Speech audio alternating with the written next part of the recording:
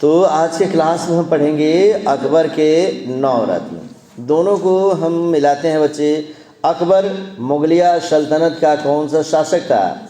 तीसरा शासक। ये याद रखेंगे, पहला शासक बाबर, दूसरा हुमायूं और तीसरा अकबर। अकबर अपना राज सिंहासन संभालता है 14 वर्ष की अवस्था में बच्चे। तो उस स्थिति में समझो कि वह उतना योग्य नहीं है कि स्वयं शासन कर सके, तो उसके संरक्षक के रूप में एक व्यक्ति हुमायूं नियुक्त करके रखता है। किसको? बैरम खान। अब बैरम खान वो समझ लो कि 1560 ईस्वी तक उसके साथ रहते हैं और अकबर 60 में उनको कह देता है कि अब आप चले जाइए, हज करके आइए, मक्का मदीना का ज़ियारत करने चले जाइए। और तब धीरे धीरे शासन अपने हाथ में लेता है। 1562 से वो आक्रमण करना शुरू करता है बच्चे। और तब चूँकि अकबर का जो जीवन है कष्टमय जीवन बीतता है बचपन में, कभी मान लो कि किसी राजा के यहाँ, कभी दूसरे राजा के यहाँ, इसलिए सही तरीके से एजुकेशन उसको मिल नहीं पाती है, शिक्षा नहीं मिल पाता है। लेकिन उसके रगों में चूँकि बादशाहों का खून दौड़ता है, इसलिए वह भी शिक्षा के प्रति समर्पित है। और यही वजह है कि वह अपने दरबार को सुशोभित करने के लिए 9 विद्वानों की मंडली रखा हुआ है। और उन्हीं 9 विद्वानों के मंडली को क्या बोलते हैं हम लोग? 9 रत्न। तो 9 रत्न क्या है, समझ में आ गया बच्चे? 9 रत्न का मतलब हीरा मोती जवाहरात नहीं समझेगा रे सब, ये 9 रत्न। तो कहता है अब इसमें से टॉपिक पढ़ेंगे कि 1526 ईस्वी से लेकर 1857 ईस्वी के बीच के कालखंड को भारतीय इतिहास में मुगल काल के नाम से जाना जाता है। अकबर मुगल काल का ही एक शासक था। कौन सा शासक था ये? तीसरा शासक। जोड़ लोगे तुम लोग। अकबर के पास विद्वानों का एक समूह था जो 9 रत्नों के नाम से प्रसिद्ध, क्योंकि विद्वानों का कद्र किया करता था बच्चे, इसीलिए उस समूह को क्या बोलता था? 9 रत्न के नाम से जाना जाता। जिसमें से प्रसिद्ध विद्वान वे 9 रत्न कौन कौन थे, तुम इस फिगर के सहायता से समझ सकते हो। तो अकबर के 9 रत्न में सबसे पहले ऊपर हम पढ़ना शुरू करते हैं टोडरमल। पहला नाम क्या हो गया? अब वहाँ से रोटेट होते चलेंगे बच्चे दाएं तरफ। तो पहला कौन है? टोडरमल। टोडरमल के बाद मुल्ला दो प्याजा। अरे मुल्ला दो प्याजा ये नाम है, बिरयानी का आइटम नहीं है। प्याज देकर अब पनीर दो प्याजा और चिकन दो प्याजा के नाम से नहीं समझोगे तुम लोग, समझ गया ना? उसके बाद है कौन? मान सिंह। मान सिंह के बाद अब्दुल रहीम खान खाना। काफ़ी ये सब के सब एक से एक हैं बच्चे, कोई किसी से कम नहीं है इसमें। अगला कौन है? बीरबल। बीरबल वो है जो बीरबल और अकबर की कहानियाँ सुना करते हैं बच्चे। बीरबल और अकबर की कहानी में बीरबल को बहुत बुद्धिमान और अकबर को बड़ा मूर्ख दिखा दिया जाता है। हालांकि अकबर उतना मूर्ख नहीं था, वो मूर्ख होता तो शासन नहीं करता 50 वर्षों तक भारत पे बच्चे, समझ गया ना? लेकिन फिर भी बीरबल विद्वान था, वो चालाक था। आ रहा समझ में ना?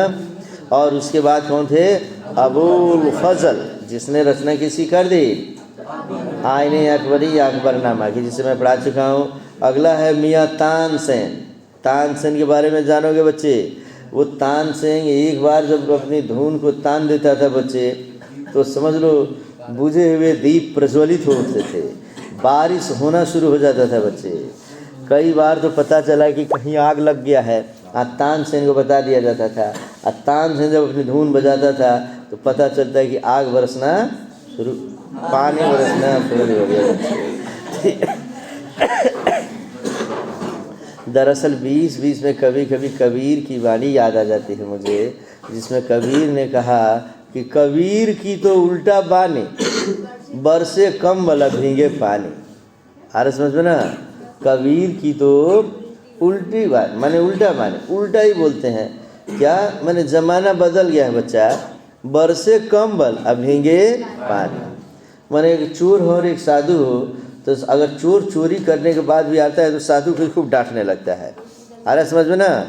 इसी को कहते हैं कि बरसे कम बल अब भीगे पानी। चलो मियाँ तानसेन के बाद पढ़ेंगे किसको? फ़कीर अज़ीउद्दीन। और उसके बाद पढ़ेंगे किसको? फैजी। तो ये सभी विद्वानों की मंडली है बच्चे। तो इन मंडली के बारे में थोड़ा सा बहुत हम सब के बारे में जानेंगे। तो इसमें से सबसे पहले व्यक्ति कौन हो गए? बीरबल।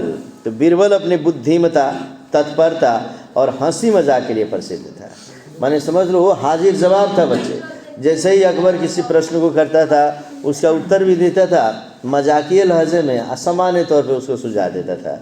वह एक महान सेनापति भी था, उसके साथ साथ वो महान सेनापति। एक अन्य रत्न राजा मान सिंह था, वह एक महान सेनापति होने के अलावा अकबर का अति विश्वसनीय सलाहकार भी था।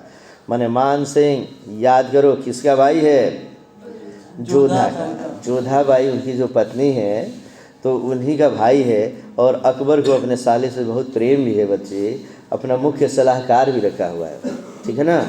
और कई विद्वान भी अकबर के संरक्षण में थे। इसी में नाम आता है किसका? तानसेन। तो अकबर के दरबार का एक प्रसिद्ध संगीतकार था। वह अकबर के 9 रत्नों में से एक था। उसने अनेक भारतीय रागों की गायन शैली में नवीनता का समावेश करके भारतीय संगीत को समृद्ध किया था। मैंने राग भैरवी है, कौन से राग दीपक है, राग दीपक जब बजाता था तो दीपक प्रज्वलित उठता था बच्चे। इस तरीके से उसने कई सारे रागों का भी प्रवेश कराया। नेक्स्ट है, इसमें से हम लोग पढ़ेंगे इसके बाद से कि राग दरबारी इन रागों में सबसे अधिक लोकप्रिय था। जब दरबार सजता था बच्चे और जब वो धुन बजाता था तो राग दरबारी इन रागों में सबसे अधिक लोकप्रिय था, जिसकी रचना तानसेन ने विशेष रूप से अकबर के लिए की थी। तो इस तरीके से तानसेन हो गया। और फिर पैराग्राफ चेंज करके तब लिखेंगे कि अबुल फजल तानसेन के बारे में लिखता है। कहाँ लिखेगा ये? आईने अकबरी में लिखेगा। आ रहा समझ में ना, कि उसके जैसा संगीतकार भारत में आने वाले हजारों वर्षों तक। हर चीज़ की एक चरम होती है बच्चे, और उसको लगता है कि तानसेन जैसा संगीतकार इस भारत में हजारों वर्षों तक कोई नहीं होगा बच्चे। हालांकि रिकॉर्ड ऐसा नहीं है, कभी न कभी किसी का टूट ही जाता है बच्चे। अभी क्रिकेट में देखो, 1 ओवर में 6 बॉल होते हैं, 6 बॉल पे 6 छक्का मारने का रिकॉर्ड किसके नाम था? युवराज सिंह। लेकिन कल का रिकॉर्ड टूटा है जिसमें 1 ओवर में 6 बॉल, लेकिन वो मारा है 7 छक्का। जाहिर सी बात, ये कौन सा बॉल हो गया था? तो 9 बॉल। तो 9 बॉल पर भी मारा छक्का। तो 1 ओवर में 7 छक्का और 9 बॉल का 1 रन जुट गया तो हो गया 43 रन। तो इस तरीके से 43 रन हो गए। नाम क्या है बोलो? हाँ, तो गायकवाड़ को बढ़िया से याद रख लेना, ठीक है बच्चे। नेक्स्ट पढ़ेंगे इसमें। अब इस तरीके से अकबर के 9 रत्न में से हमने ऊपर बता दिया बच्चे। अब तुम्हारा काम है अपने स्तर से इसमें तुम क्या करोगे, बोलो मत।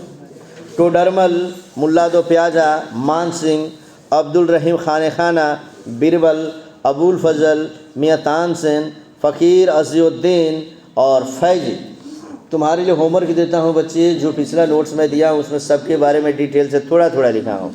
एक एक लाइन इन लोगों के बारे में घर से लिखकर तुम्हें लाना है। पुराना नोट्स मिलाकर, बुक मिलाकर, जैसे भी तुम लिख कर लाओगे और मुझे दिखा रहे हो। तो कल हम पढ़ेंगे बच्चे अब कि अकबर की धार्मिक। क्लियर है बच्चे?